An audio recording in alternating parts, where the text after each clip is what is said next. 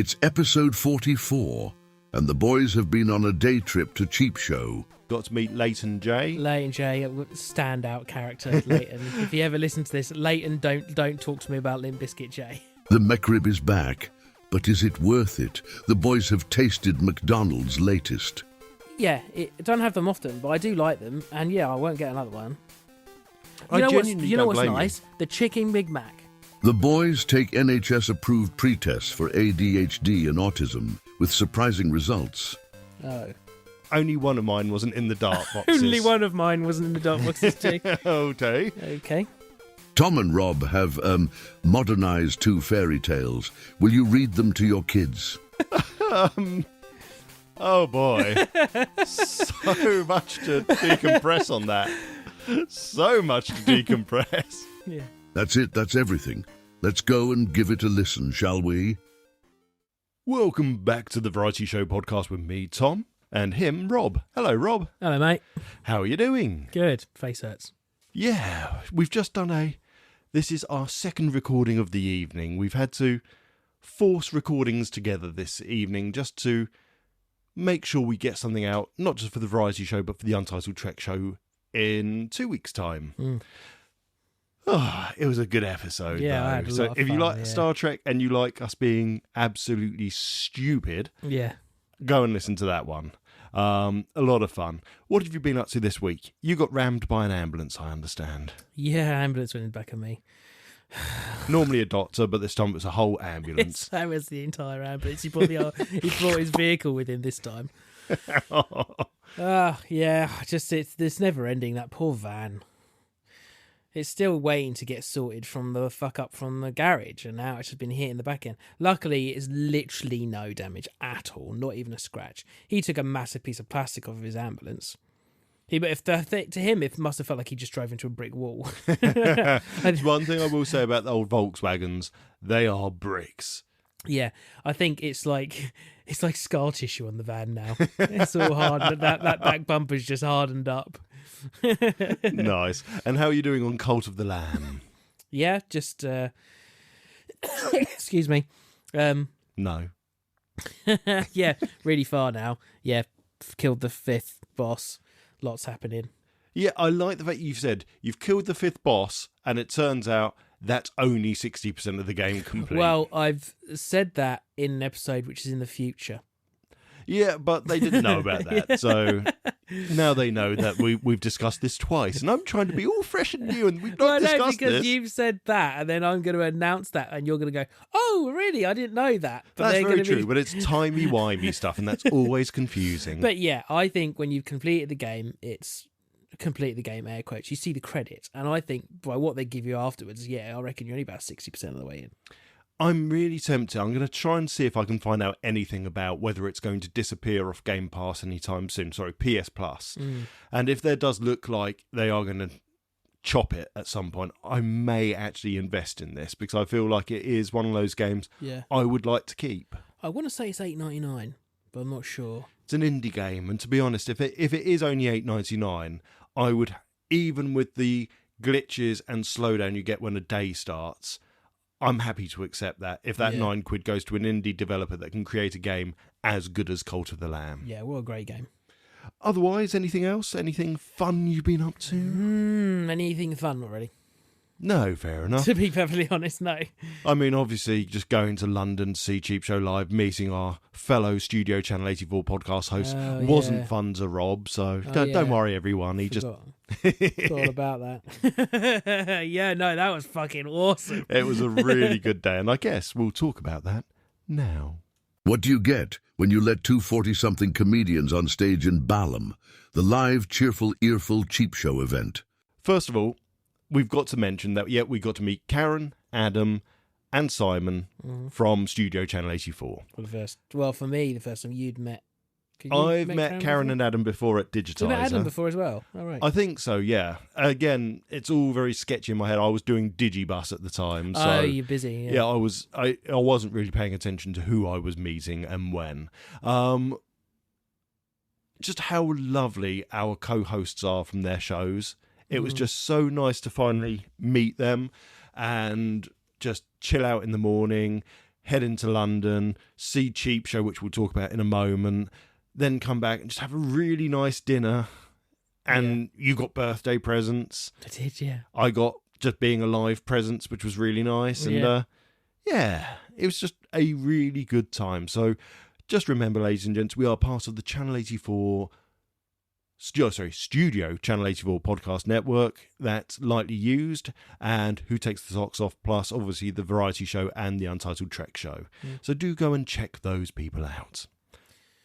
Yeah, the show was great, and we met loads of other people here we kind of know just from like Twitter or other podcasts or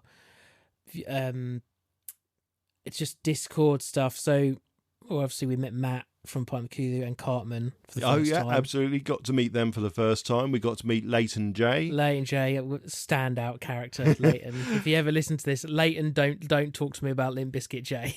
Oh, yes. That was hilarious. Leyton, I'm not a fan of Limp Bizkit J. And Leyton, I'm quite obviously now on a naughty brownie J. yeah, that brownie really got to him. Cliff. Oh, Cliff's the amazing wonderful. Cliff on Twitter. As we've only met him through Biffo's Brain. Yeah. But Cliff is just lovely. He's such a nice bloke, and obviously does his retro gaming podcast as well. I mean, it basically was a big place for us to meet lots of other podcasters. And Jason and Rich from What's Wrong with Wolfie. Yeah, we got to meet them as well. Guys. They were very nice. And then obviously there was the Cheapshow crew there as well. So the show itself was absolutely fantastic. There will be a live recording up at some point soon on YouTube, and that's captured the entire show in its greatness. I've got to say, Paul and Eli would just absolutely stand out as normal. I mean, how they A, keep the energy up, and B, come up with what they do on stage, I don't know, but it didn't just feel like a normal episode. It felt so much more.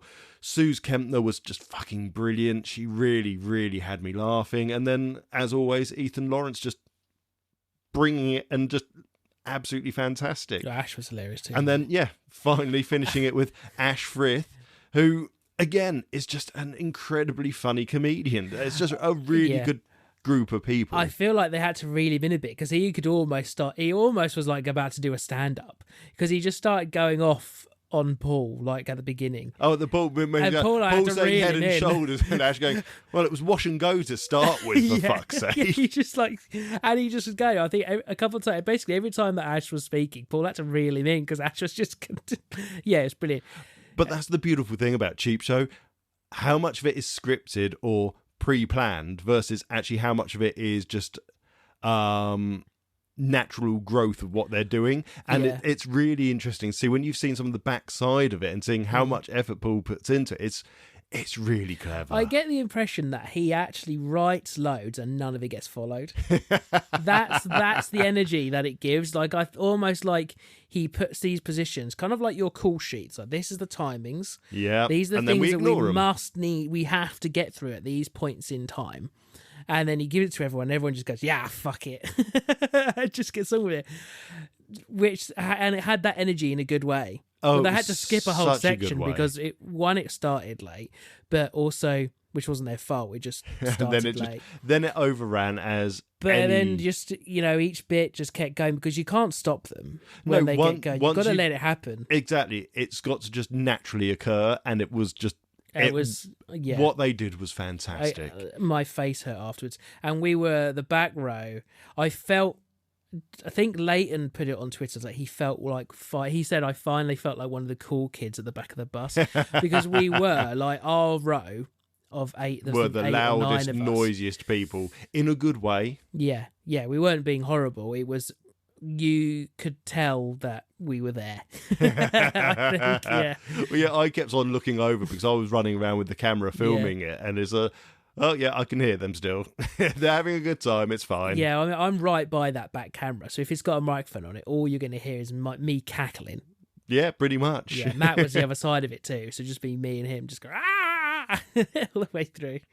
And just also highlights how lovely the crowd is because everyone was just so nice. Yeah. It was just, for me, go and what if you didn't get to go, which is a huge shame, but I understand London isn't for everyone. It's South London, for God's sake. It took us nearly 2.5 hours to get home, and we were driving, and it took nearly an hour and 45 minutes to get there. And the train would have been just as bad. In fact, most of the trains were bloody cancelled from St Albans. So I get that not everyone are going to want to go into London, which is why I'm hoping Paul's aired some ideas that he's going to do Leicester again, and he's going to look at maybe doing Edinburgh next year, which would be very exciting, because I might actually take a ticket up there. I like Edinburgh. I like a little trip. Be quite a nice little kind of weekend away. But we'll see how it goes. But it's nice that they're going to give other Cheapshow fans the opportunity. Yeah. But all I can say is, if it's as any of their shows, if they're as good as this one was, anyone that goes is going to love it. That's it, really. It's, for me, just really good show. Have you got anything? I loved every minute. I don't really want to say, because I want to let people who do listen to us to actually watch. I'll say I will say the favourite part of it for me was definitely the acting out the old records. Yeah, without a doubt, my favourite. That was something that I am very keen on maybe stealing the idea of at some point. Yeah. Well, it was almost like what we do on the Trek show in the next episode. Similar indeed. Remember when "I'm loving it" was something you could genuinely say about McDonald's? Doesn't it feel much more like "I'm slumming it" now? I hear you've had a McRib. I did have a McRib, yeah. What the fuck's all the fuss about? They're shit, aren't they? It's rubbish. Okay, so it's just a pork patty. Yeah. With a bit more herbs than their breakfast one that you get in the McMuffins, the basically. Barbecue sauce on it. It's squidgy. The barbecue sauce is just a bog standard barbecue sauce. There was nothing exciting about the McRib at all. You know what I was expecting? Maybe I've seen a picture of an American one or something. Literally ribs, but without the bone. Like the shape of the ribs, like pieces of the ribs, sections of it with the bone taken out. In there in pieces, like actual bits, like mini ribs or whatever, all glazed and in the bun, but not literally just, when I got it, it was like, just a slab of meat with barbecue sauce. Yeah. Do you know what's really embarrassing? What's that? I went, after I'd had my McRib, the next day, I went and bought a Rustlers rib one. Yeah, and it's nicer? It's nicer. Yeah, I can bet. It's got nicer texture, nicer flavour. The bun is nicer if you put it in a toaster first. Everything about the Rustlers one was better than the McDonald's McRib. Yeah. I do not know why people are losing their shit over it. I really don't get it. But the sound of what I've seen, so like, it hasn't been in the UK or something for like 10 years or some fucking bollocks. And apparently they've changed the recipe as well. But yeah, I don't get it. I don't know why, like in America, there's like this thing where everyone runs out to go get it and they sell out everywhere because it's fucking dog shit. Just get a Big Mac. If you're going to McDonald's, the things to buy at McDonald's, either get a Big Mac or the standard 99p cheeseburger. Is double cheeseburger. Is nice. Double cheeseburger. That's what you need. The selects are brilliant. Oh, selects are very nice, but you might as well then just go to KFC. Well, yeah, exactly. But if you are going to McDonald's, because maybe you like the chips from McDonald's or the milkshake, because I like. I will say the barbecue sauce you get with the selects is nice because it's got a bit of heat to it. Yeah, I never have the sauces. I never use them.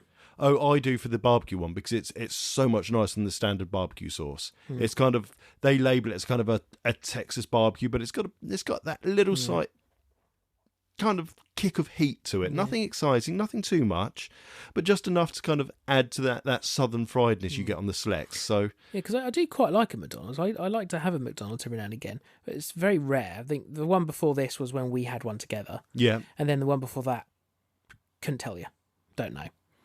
Probably the last time we had one together. Yeah, possibly. Because both times we've done a little meal together. I think we've got McDonald's both times. But yeah, I don't have them often, but I do like them. And yeah, I won't get another one. You know what's nice? The chicken Big Mac. The chicken Big Mac is very nice. That's a good random one. But do you know what was nicer? And I'm not sure, I don't think I've spoken about this on the podcast before. So back in the day when I was working at Game in Watford, so I would have been 16, 17 at the time.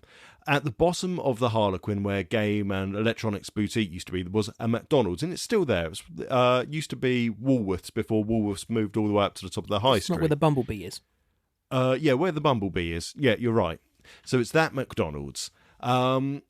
It turns out for a period of time, I don't know if it still is, it's what they used to call a test McDonald's. So they would test out... You have said something about being a test McDonald's before. Yeah, but I don't think I've said about it on the podcast. I think I've said it to you before, but it basically was a test McDonald's. So when they were testing out new menu items before it went UK-wide, it would go there. Then they'd see what the response was like, and then they'd obviously calculate all of the numbers across all of their test sites. And you'd get an answer. And the only reason I know is because I asked them one day, I said, I wouldn't get this burger that you've got here in St Albans. And they said, we've never heard of it. And they said, well, that's because we're a test McDonald's. And they did a double chicken burger. All it was a normal chicken burger, but with 2 patties. Oh, nice. Full-size, normal chicken burger. And that, for me, I am a chicken burger fiend. I could eat chicken burgers every goddamn day. I mean, the 99p chicken mayo, which probably isn't 99p anymore, I'd happily have like 3 or 4 of those as a meal on my own. I love a chicken burger. And yeah, this double chicken, oh, it was good. Yeah. Then it disappeared. Apparently it wasn't popular. Oh. Wankers. But the McRib is it? Yeah, bollocks is it. I mean, all I've seen is TikTok videos of people saying it's shit. Oh, really? Literally this morning, I'm telling you that I did the Rustlers thing. Literally this morning was at least 3 people saying, I went and bought the Rustlers one, it's better. And someone else that went to Tesco and bought the sausage patties, breakfast patties, and just said, these are better, and just stick them in a nice soft roll and you're done. Yeah. I don't get it. I really don't get it, but I'm glad I'm not the only one. The boys are talking a serious subject now. Take part as the boys complete NHS pre-approved ADHD and autism tests. Right, this one's a little bit of a semi-serious one. Now, number one, a couple of weeks ago I told you that Kay got her autism diagnosis. Yeah. It took 2 years, not 1 year. So I just want to clarify that first of all, just in case anyone wanted to kind of say, oh my God, you got that really quick. No, it was 2 years at least. That's my fault. It just dragged out and kind of all folded into one. So 2 years, and that's pretty average. And we were lucky, actually. A lot of the time, it's not average really, if I say that, is it? We were lucky it was 2 years. A lot of people wait a lot longer. Saying that, though, we've received our report for Kay, and it refers to Kay as him several times. And when it comes to the bottom section, which is saying about how to help Kay and strategies, it's quite obviously for a 4 or 5 year old, and it references making sure that maybe you give them some Lego therapy because they were shown to really have a connection with Lego, which never happened in the assessment with Kay. So it's quite obviously they've used someone else's template and fucked it up. Yeah. So a bit pissed off about that, but we still got the diagnosis. Anyway, this bit's a little bit serious because you know what? I've always thought I'm somewhat on the spectrum, whether it's ADHD or whether it's autism. You've had the similar thoughts, and the NHS provide 2 forms. Yep. They provide the AQ10, which is the Autism Spectrum Quotient. So basically, you answer those questions, and then it will tell you at the bottom what your score roughly is. Yeah. And then there's also an Adult ADHD Self-Report Scale, ASRS version 1.1 symptom checklist. And basically, you check these boxes, and it will give you an idea of whether or not you should self-refer. Now, I want to first of all highlight, yes, my daughter has got a, well, stepdaughter, whatever you want to refer to, has a report to diagnose for this. We are not ripping the piss with this. We are genuinely interested. And for me, from a personal point, I think if more people just accepted that sometimes disabilities, neurospiciness, neurodivergent, whatever you want to call it, isn't necessarily a bad thing. It's not the end of the world. If you just go about trying to be scared and saying, oh, I really don't want to do it, or I don't know, oh, it's a bit worrying. Don't be. What's the worst that's going to happen? If you get diagnosed based on this, what's the worst that's going to happen to you, Rob? Nothing. Nothing. You're going to find out something about yourself Yeah. that you can then say, oh, actually, you know what? That's really interesting. That explains why this might be the case. Yeah. So we are going to go through this properly. We're going to read out the questions. Feel free to follow along, do your answers, and we'll read out the scoring at the end.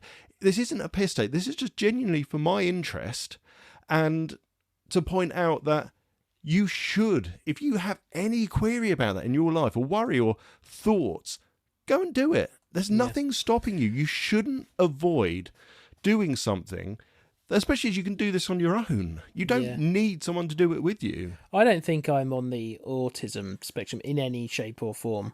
I think for me, it's an ADHD thing. If I'm going to clarify in what these two forms are saying, this is autism spectrum, and then this one says ADHD self-report scale. I think this first one, this AQ10, is just going to come back to me and just say, no, you're just a fucking idiot. Well, I'm pretty sure certain that my entire family, and let's face it, Derek exists or existed. Yeah, I think Derek. My aunt Wendy exists. There is quite she exists. There is quite obviously autism within my family, and that's not a bad thing. That's not a negative thing. I believe that I may be somewhere on that spectrum.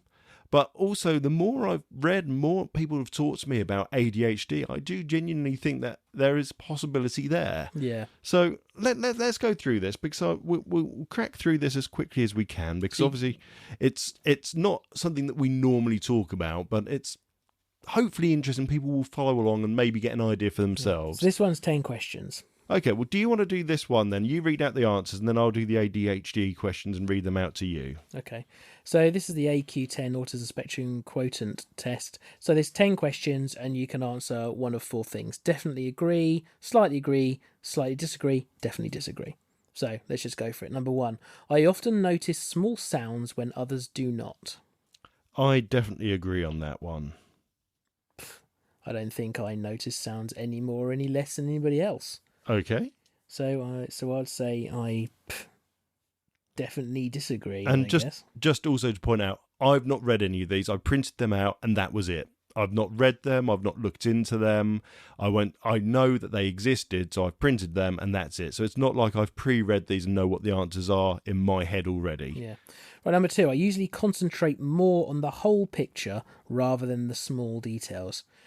This is a problem for me because I have to do both with what I do for work. I have to know the whole picture, but also work on every small aspect of it to get the whole thing to work. Yeah, you see, I'm going to put slightly disagree for this one on me, because as much as I look at the whole picture when the project starts, I will then can lose yourself in I it. will just lose myself into one smaller part of it. No, because I'm constantly the person telling my boss, no, you need to concentrate on this because we've got other things to do with this. So I'm going to say slightly agree. I slightly agree there, I suppose. Right, 3. I find it easy to do more than one thing at once. Oh yeah, I can do multiple things at once. I just don't have the concentration to keep hold of doing multiple things at once. I was going to say, does it? What's it talking about? More than one thing at once, as in play cards and watch TV, work on the computer and watch TV. Well, that's it. Do more. If we're going to go down that route, I'm going to go slightly agree, because I can quite happily work with the TV on in the background or music on in the background while standing and dancing around. I would say that when I do that, I probably don't have the best concentration on the thing I'm meant to be working on. Yeah, I mean, I can do two things at once. I couldn't have the television on and work. I can't do that. I will look at the television and not work. Right, okay. But I can do 2 tasks at once. Depends what the tasks are. So, number 4. If there's an interruption, I can switch back to what I was doing very quickly. I can. It depends what it is again. So I'm a slightly agree. I'm going to go slightly agree on that one myself. 5. I find it easy to read between the lines when someone is talking to me. Yeah, I can do that. I've got no problems with that. I can read between the lines. I'll go slightly disagree, because I'm very open to saying that sometimes people do need to repeat themselves in that way you see on TV when they're going, you need to read between the lines because I'm saying it again. Then I'm like, oh. I know how to tell if someone listening to me is getting bored. Yes, because I know my wife's face when I talk, so I definitely agree. I'm going to go slightly agree, but I'd possibly go slightly disagree. I'll go slightly agree on that. When I'm reading a story, I find it difficult to work out the character's intentions. Slightly agree. Now, my wife is brilliant. She can read a story, and she can see where the story is going straight away. I'm useless at it. And that's one of the reasons, for example, I'm really bad and really worry about ever getting invited to something like a like a whodunit kind of thing. One of those breakout rooms, or a whodunit, an escape room. Yeah, that's it. Because I'm genuinely worried that I might be able to work out a puzzle on the wall, but I've got no idea what that would actually mean. I'm really bad with puzzles and stuff. So I'm saying slightly disagree, because if I'm reading a book or listening to a book, I can kind of tell, but at the same time I get it wrong. So I'm not always right, but I can tell there's an intention behind an action. I would say more often than not, if I'm trying to guess what's going to happen, it's wrong. Yeah. But then again, it's not asking us if we're right. We're able to figure out there is an intention. Okay, so number 8. I like to collect information about categories of things. Example, types of car, types of bird, types of train, types of plant. No, not really. That's a really, really typical autism question, that one, isn't it? Basically, do you like making lists about things? I don't do that. I don't. No, I don't really do that. I'm going to definitely disagree on that. Too. Number 9. I find it easy to work out when someone is thinking or feeling just by looking at their face. Yes, I can do that. No, I can look at your face. I'm going to put slightly agree. I can do it. I reckon I'm probably more definitely agree, but there are moments I can look at someone and go, and I know I do this, which is why I'm putting slightly agree. If I can't work out, I will ask them instead, what's wrong? Yeah. But often I get then told nothing is wrong, and then I feel stupid for asking. So I'm going to stick with slightly agree, I think. Last question. I find it difficult to work out people's intentions.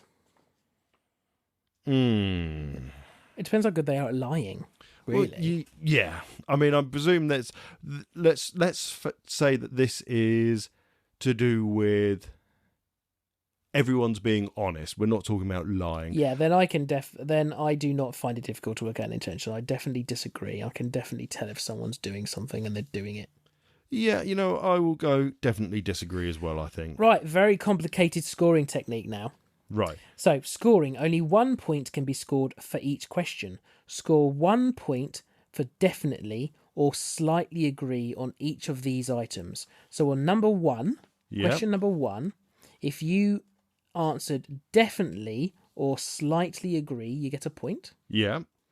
And question 7, if you answered definitely or slightly agree, you get 1 point.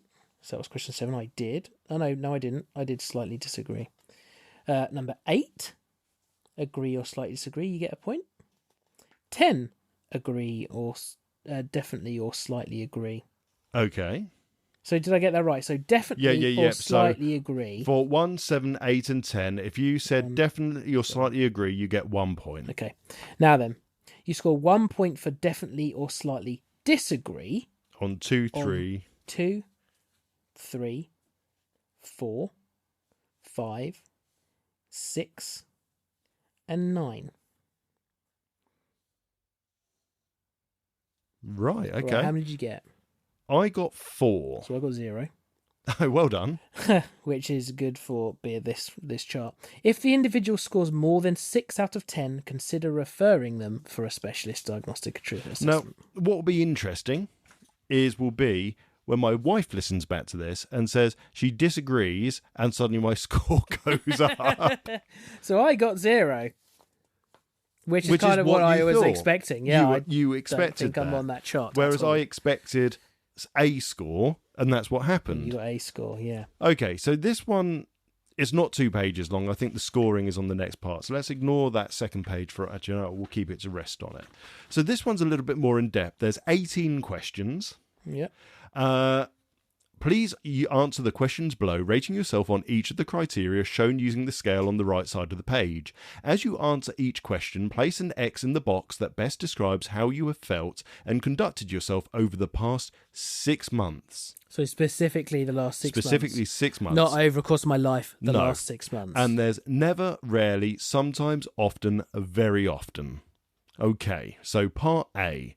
How often do you have trouble wrapping up the final details of a project once the challenging parts have been done? And I am immediately going with very often.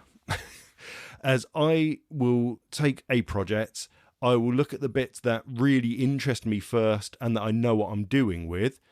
And then all the small bits will either be the bits that I really find it hard to care about or the bits I don't understand. And I will let them drag for ages before someone either pulls me into the brain or I have a complete meltdown that the project should have been finished and I literally blitz it for a day or 2 days to get it done. I'm going to say often. I think if I was going on the more broader timeline, it would be very often. Right. But I think in the last 6 months, there have been times when I've forced myself to finish stuff and I've finished them. So I don't think I can go very often. I've got to say often because I've got to stick to the rules. In the past 6 months, I've got several projects that are ongoing and I know this one already, annoyingly. How often do you have difficulty getting things in order when you have to do a task that requires organisation? And that is either never, rarely, sometimes often, or very often. How often do you have difficulty getting things in order? So I presume what they're saying is when you're planning out your project, what you're going to do, how do you find planning that project? Do you find it easy going, this is what we'll do first, then second, then third, then fourth, then fifth? Or do you find that you put the plan, but then actually it's not the right order, so you'll start... I go all over the place. I'm all over the place. I'm going to say often. Yeah. For example, the projects I'm working on at the moment, what I should have done first is look at all these things and look at the groups that existed. Instead, I went and wrote the script that isn't going to be needed for like another month at least. Because you found it more interesting. Basically. Yeah, that's exactly the same as me. How often do you have problems remembering appointments or obligations? Oh my God, all very the fucking often, time. and Jem cannot argue with that one. The calendar is my life source. Right. I told Jem to start using Apple iCalendar and I still don't really follow it properly and it drives her mad. I know it does. I can't live without the calendar. I can't. No, I can't. And you know what? When you said, when are we recording this week? I nearly messaged you going, we did book this last week that it was going to be today. Oh, yeah. See what I mean? I put it on my calendar. We need to have a calendar together. We'll do one on our company one.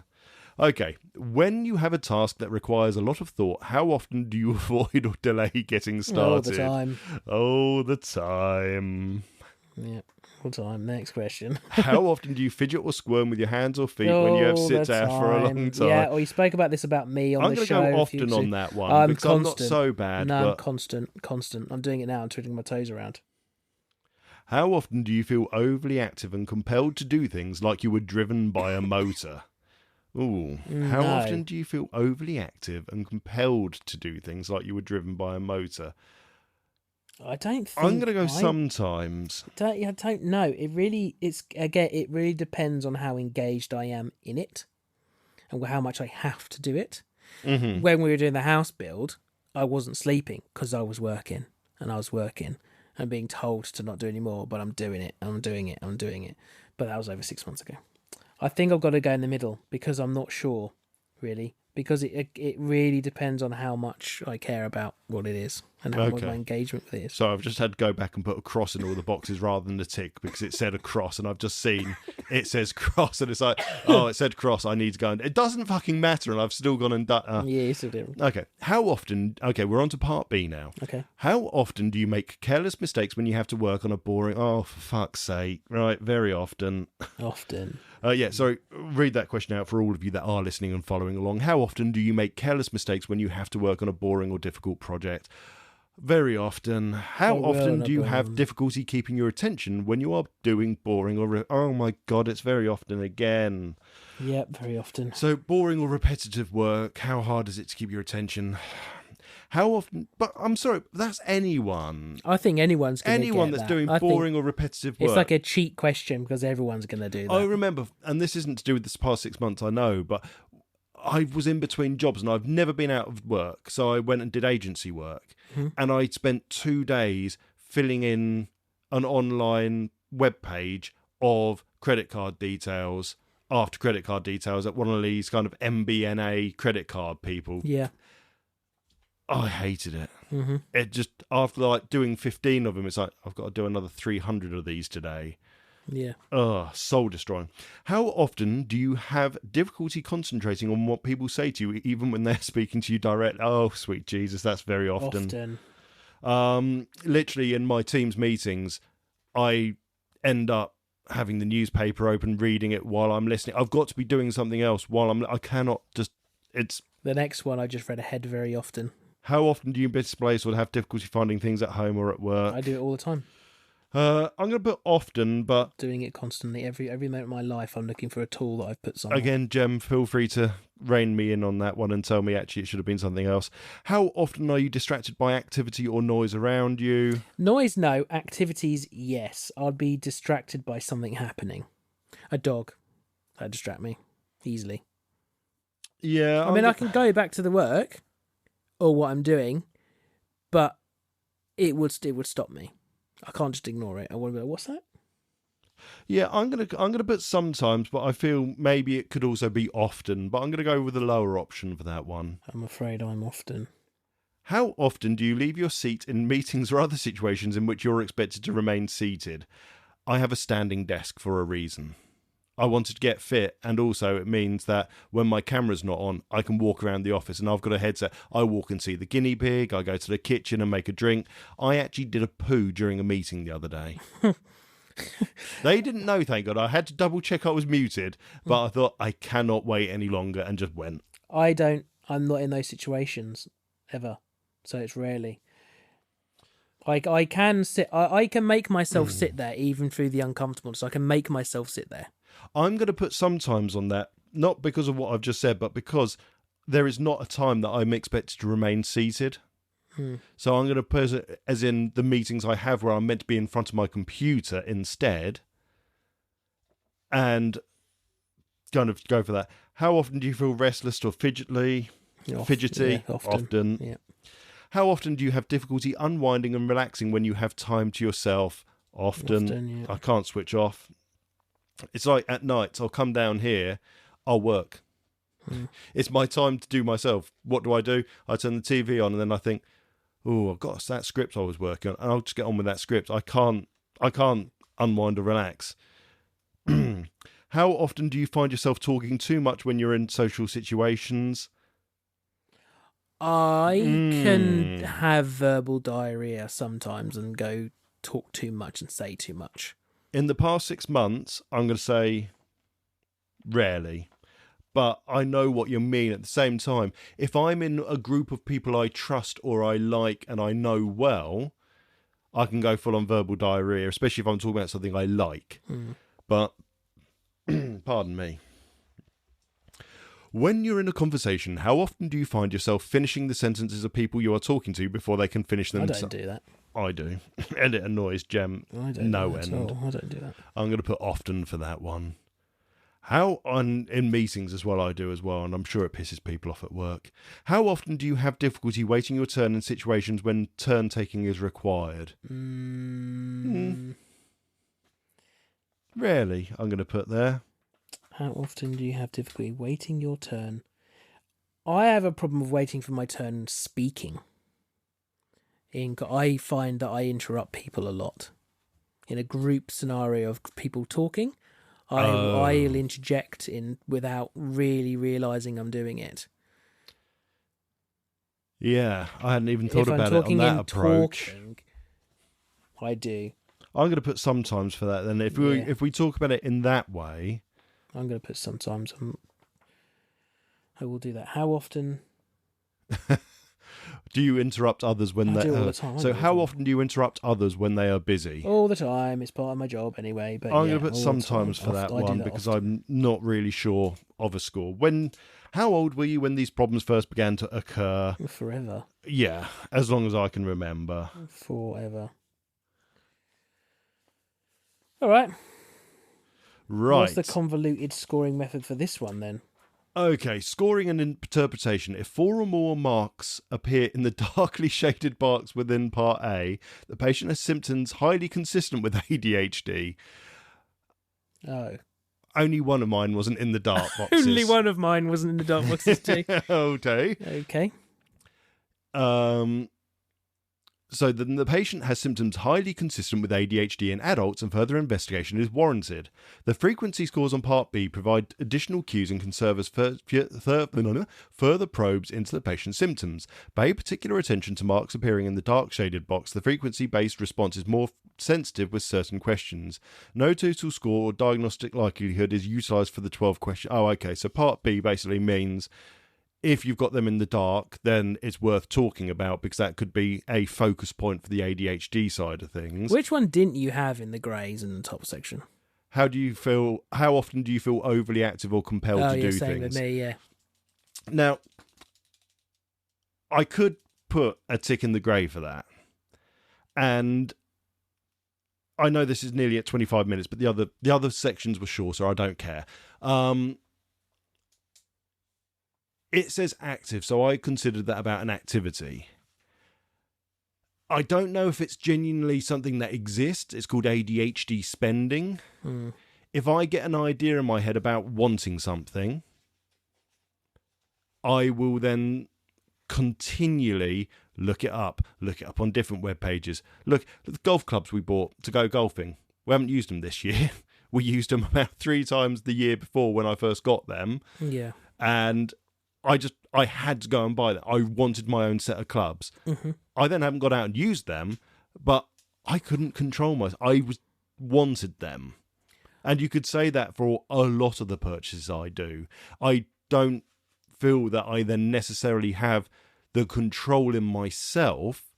I do genuinely feel like I've got to, I want to, or I am being pushed towards it by myself. So maybe I could put a tick in there, but in the past 6 months, no. It didn't have anything on there which I thought, when I have to have things a certain way. I used to when I was younger. That's more OCD, and I didn't do an OCD checklist, but that may also be something else. Yeah, but I think it's linked to some of it. Like when I was younger, if I did something with one hand, I had to do it with the other. Anything that happened with one side of me had to do with the other. You know, things like that. It's kind of so that's traditional OCD. But so when I tried to explain it to the wife a few weeks ago, we were talking about this kind of stuff. I was saying to her because I think she used to find it funny, but she doesn't find it funny now. She kind of gets it. She understands it. When I was trying to explain, she was like, "For you, it's an annoyance. For me, it's a physical feeling inside of me. Like I can actually this thing that's happened." I'm reacting physically and internally to it. I can comprehend a solid item that is not good because of that. To you, it's just like, oh, it's just in the wrong place, I'll move it. To me, my body is like disgusted by it. Like it's a physical thing. My body is being compelled to move that object back to where it should be. That's 100% OCD. Yeah. Which is, again, part of the same neurospiciness. It's a giant spectrum of things. People say it's not a line, it's a circle. Yeah. And that makes utter sense. But when I think of OCD, but maybe it's just, again, in my head, I think of it as being repetitive, like washing your hands loads or touching something 10 times. No, I don't have that stuff. Those are the generic ones that they get put onto film and TV. And what people don't understand is OCD could be a huge amount of things like having to put the things in the same place every day. I know if I put Gem's keys on the wrong hanger and she walks past it and sees it, she can't leave it. She has to put it back on her hanger, for example. Yeah. Kay has her own little habits that it has to be in that exact order. But that could be down to the ASD diagnosis, but that could also be slightly OCD. Gem, not me as much, but Kay is very similar. If she has started something, she has to finish it. You can't just say, oh, look, I know you've started moving the living room round. Let's go and have lunch and we'll finish it afterwards. No, I've got to do it now. It's got to be finished now. Let me tell you one that I've got. I've told you, you'll know this because I've told you this on the 3 Days 1 pod. We spoke about this. Okay. I'm doing it right now. While you were talking, my brain drifted off and I'm looking at what that says there, Jurassic Park. In my head, I had to break that down to make that symmetrical. So in my I head, remember you I telling me put about it this. into twos. Jurassic Park. And then I had to do it backwards.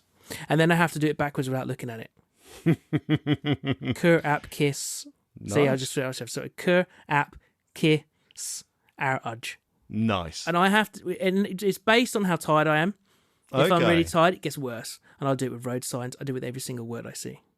Oh, so the thing for me with tiredness, and I don't think it's anything to do with this, if I'm tired, annoying something I don't like will just play around in my head non-stop. So I can't stand, let's say, one of the theme songs to one of Kay's shows. Mm-hmm. If I'm tired, it will just loop non-stop, and I mean non-stop, and I can literally hear it. I know no one else can hear it, but to me, it's like someone's playing it on a TV speaker behind me, and that's all I hear non-stop, and it stops, and then it starts again. Do you ever play out scenarios in your head that just have never happened? Oh, all the time. Yeah, that must be a common one, surely. All the time. There's a whole story arc of something's happened and it hasn't happened, and then I'll get annoyed by it. And it can be somewhat negative a lot of the time. Oh, almost always. Yeah. 99% of the time it's a negative thing. Yeah. And let's face it, we both know this one, and I think the whole world knows this one, really. If they're honest about it. We have a meeting in an hour. Nothing major, just I'll have a meeting in an hour with you.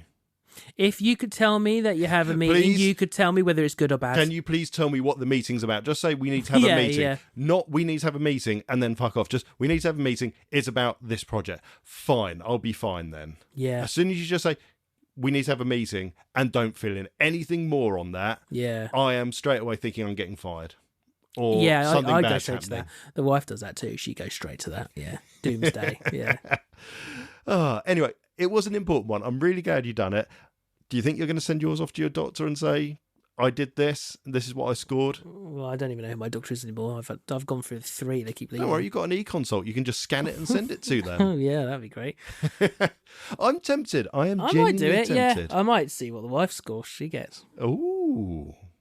Have you longed to read your lovely child a more modern fairy tale? The boys have gone too far this time. There are nightmares aplenty in this next bit. We have recently been discussing when we've been meeting up that we both read to our children. And for me, we always read to Kay when she was smaller, and she's now a really good reader, and she loves reading. And Mighty adores having a book at bedtime, and I think the same is for yours. Yeah. The same is for your tea. Yep, he has like 2 or 3 every night. I Sometimes we have 7. I think the most we've done is 8.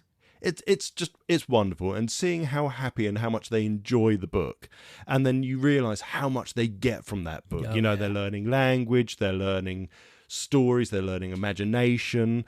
I'm guessing you're like me, you put voices on. He doesn't let me. He doesn't let you. I used to, when he was really small, I would read things that I was interested in. So I read The Hobbit to him and the half of the first Lord of the Rings book, and then we were going through Harry Potter. Mm-hmm.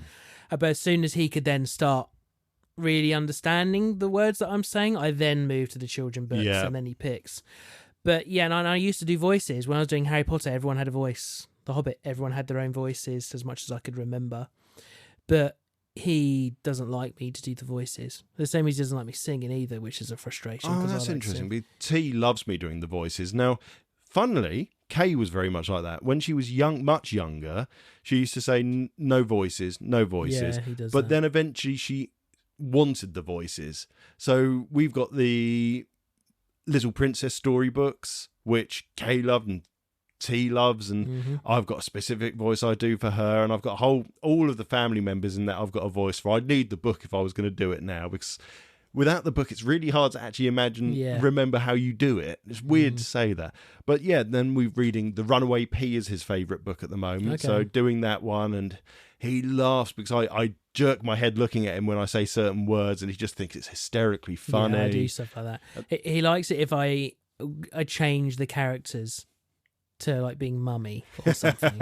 So we were reading Snow White, and I made mummy Snow White. Nice. So he liked that. He thought that was fun. Okay. But yeah, he doesn't let me do the voices, which is a shame. So yeah, we've got Super Poop. That's another book he's Super he's Poop, really okay. enjoying at the moment. But then we also have the Ladybird Classics, which we've talked about in the Three Dads Yeah, podcast a long got time lots of ago. those. And they're pretty tame. They're not the grim fairy tales version, let's face it. Can I interject here? It's so funny we're doing you saying grim and we're doing this because you know what Loki did today? Eat the Grimm's fairy tales? He ate the Grimm's fairy tale book. I'll have to go home and send you a photo. He took that off of the book in the middle of the bookshelf. It was in the middle of the bookshelf. He's a raptor. Took that one out and tore the cover off it. He's either a dwarf in a dog suit or a raptor. And he also took one of T's toys, Zero, and has destroyed it. And he has not noticed yet. Oh, no. I haven't told him. I'm waiting for that moment. Oh. Oh, indeed. Well, anyway, we've been reading the Ladybird books. You know what the Ladybird books are. Yeah, the world we know knows what the Ladybird books, but if you don't know, they're early reading specials. So they are stories that are considered classic, that have been somewhat changed a little bit to make them easier to read. And we've done the Runaway Pancake, Three Pigs, all those sort of stories, and he does enjoy them. And it made me think, what could we do if we made our own version of one of those stories? Somewhat Grimm's fairy tale, maybe sometime, let's say, extenderize it, make it just miserable or dark. So we have. I'll let you go first. What story did you I'm not choose? going to tell you a story. You're going to figure it out as the story goes on. Oh, sweet Jesus. Because I've kind of changed it pretty much, but you'll know it by the end. Okay. So, here we go. I might put a voice on too by the end of it. Dorothy and Francis lived a quiet life. They loved each other dearly. Dorothy worked as a part-time nursery nurse and Francis ran a bakery in the local village. They mostly kept to themselves. To and from work, hobbies. Dorothy loved it when Francis would bring home fresh cakes and buns from the bakery every evening. Dorothy and Francis had everything but the one thing they wanted. A family. For years they'd tried and for years they'd failed, but there was just nothing the doctors could do. So it's already really fucking dark. Eventually the pain took its toll on Dorothy and she went into herself, no longer going on her once beloved walks through the fields around her cottage. She took less and less hours at the nursery, spent less and less time with her husband, locking herself away in her craft room painting. Francis just couldn't take it anymore. He wanted his wife back, but what could he do? He loved his wife so much, but all he knew was how to bake, and so he did. Francis buried himself in his work for weeks. He toiled alone into the late hours in his bakery. A little bit of this, a little bit of that, and finally, there it was, beautiful and new and wonderful, but above all else, theirs. You know where it's going, don't you? Pinocchio. We'll see. Francis quickly stowed his creation away and closed the bakery and ran home to Dorothy. As Francis entered the house, Dorothy was waiting for him. "Where have you been, husband?" she said, worryingly. "I'm so sorry. I've been so distant these last few months, but I'm okay now," she said. "I've been working for us." Francis placed his bag gently on the floor and slowly opened the zip. "What is it, Francis?" she said. "Just wait," he replied. "Come on, little one. Out you come. It's safe." Slowly, two little hands pulled down the front of the bag, and out came the tiniest of little boys, swollen and disfigured, but still a little boy. Dorothy ran to him and embraced him in a hug. All was right in her world at last. A little boy, gentle, cuddly, and smelled so sweet. He was perfect. It was a week before Detective Brooks, investigating a stew of missing children in the village, knocked on the old cottage door. He's laughing. It was an hour before he got the warrant to enter the property, but only a moment before he found the bodies. An elderly couple, skinned and hung from the ceiling, and a cassette player, covered in dried blood, on a dining table set for one. Brooks gingerly pressed play on the tape cassette player, and a gravelly voice permitted from the player's speakers. "Run as fast as you can. You can't catch me. I'm the gingerbread man. Do you like it? Oh, brilliant. Oh my God. That is oh boy. So much to decompress on that. So much to decompress. Yeah. His swollen little body. Yep, and the missing children. Well, I M. Night Shyamalan mine. Okay, right, great, there's a twist. And it's the Three Little Pigs. Okay. Once upon a time, there were 3 little pigs. They lived with their mother, who was in crippling debt, mainly from childcare costs. My children, it is time you left home. I'm afraid my debt has become so great, I have had to sell my body to the butcher just to break even. Mother Pig turned to the oldest of the pigs. You remember the deal we have in the town? Once I am gone, you are responsible. Yes, mother, he replied as they wept, packing their bags with their measly possessions. They didn't have much, for they were only pigs, and they were poor. Walking out of town, the children talked about their plans. I shall build a fine house right there, said the youngest, looking to a small hill in the distance. Just as he finished his sentence, a man came around the corner carrying bundles of hay. Excuse me, sir, could I have some hay for my house I am going to build over there? The man laughed in the young pig's face. And how will a small pig like you pay for such fine hay? He had barely finished his sentence when the oldest pig interrupted. You shall get your money, sir, by the end of the day. Please give my brother the hay, and I shall go and get payment now. The man smiled at the young pigs. If that is the case, then I shall of course give you hay, and with that left bundle after bundle on the hilltop. A few hours passed, and the 2 brothers worked hard. The house of hay was complete, but there was no sight of their oldest brother. I do hope he is okay, they murmured. When the moon was at its highest point, the brothers heard the oldest pig come in. Brother, where have you been, and why do you limp so? I have made payment for your hay, young brother. You may now sleep and be safe. Come now, and let us sleep. In the morning, the 2 young pigs left their brother in his house of hay. You have made a wonderful home, but alas, it is too small for all of us, and our hay fever is out of control. At a little past midday, the pigs came to a clearing in the woods. I shall build a house of sticks here, declared the second pig. He was terribly unfit and had hated walking since the day they were kicked out of home. Nearby was a lumberjack's house. The oldest pig knocked and again agreed to make payment if sticks could be provided. The lumberjack began stacking piles of sticks as the oldest pig set off for town once more, limping all the way. The chubby pig was not good at building, and by the time the oldest pig returned, he was sleeping with sticks covering him like a blanket. Oh, my brother, your laziness will be the end of you, but I cannot help any more than I already have, and with that he limped off into the darkness. The sun rose early the next morning, its summer's heat beating down on the town and surrounding area. The youngest pig in his hay house woke with the golden rays on his face. Before he knew what was happening, a booming voice came from outside. Little pig, let me in. A chill ran through him. It was the wolf, a debt collector from the town. No, no, Mr. Wolf, I shall not let you in. In that case, I'll huff, and I'll puff, and I'll blow your house in. Without a second warning, the wolf blew the house down and grabbed the pig. Your mother owed money, and by relation, that means you do too. You are coming to the butcher's with me. With that, the wolf snapped his neck, bundled his limp body into a Hessian bag.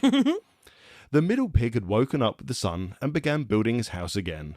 This house is much better than any other house I have ever seen, he said.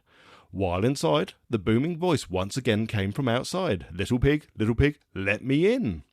The pig opened the door, not remembering what his mother said about opening doors to strangers. Oh, said the wolf, I was looking forward to blowing this heap of a house down. Never mind. The wolf reached into the house, grabbed the confused pig, and snapped his neck before stuffing him into the Hessian bag. I am good at my job, he whistled to himself as he walked off towards the 3rd little pig.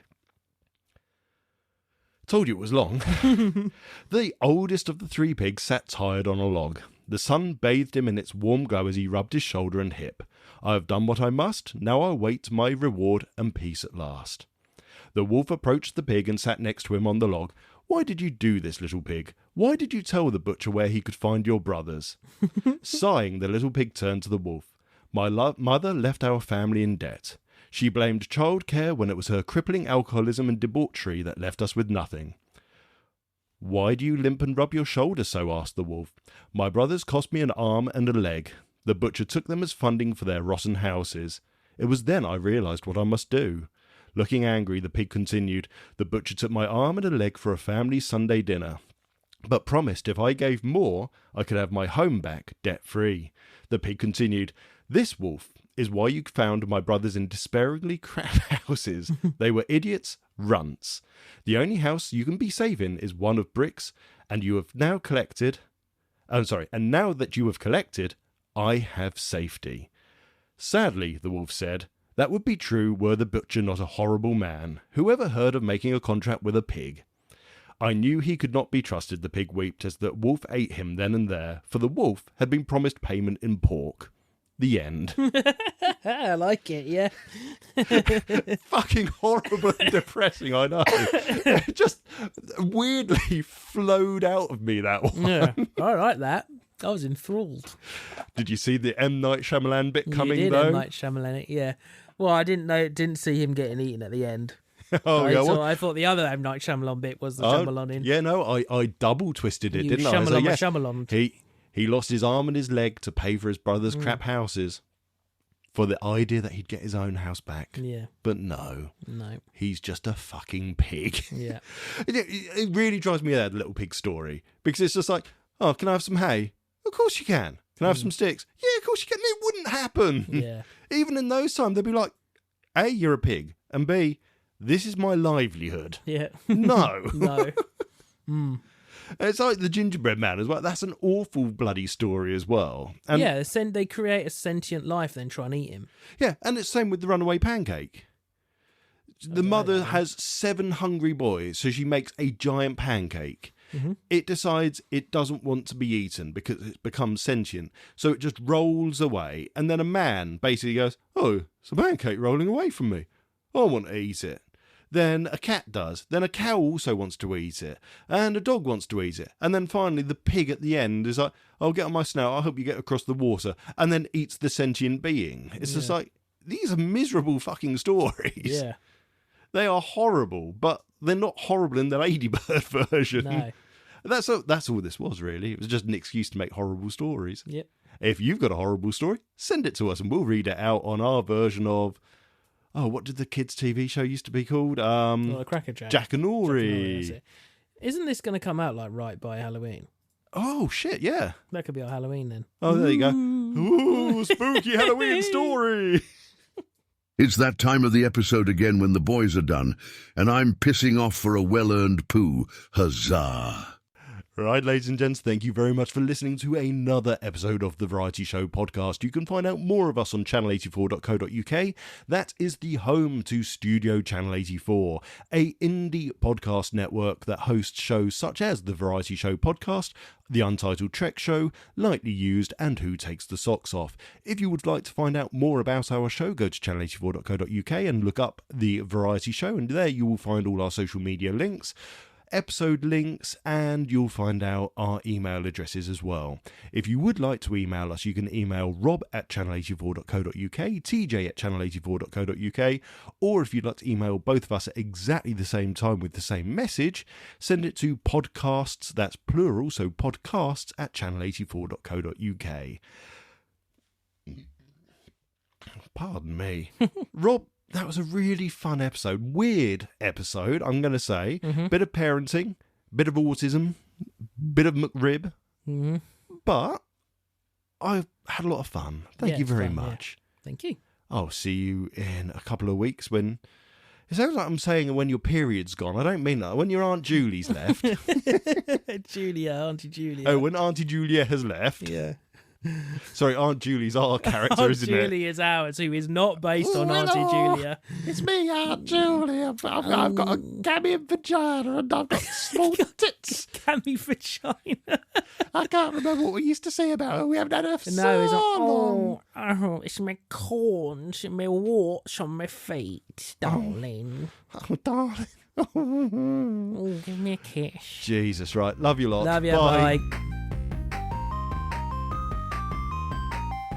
That was The Variety Show. Thank you for listening. The next episode will be out in 2 weeks' time.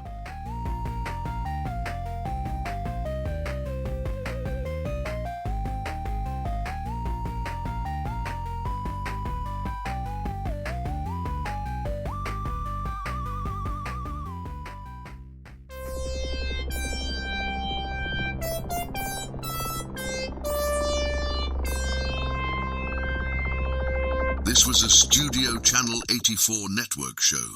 To find more, head over to channel84.co.uk now.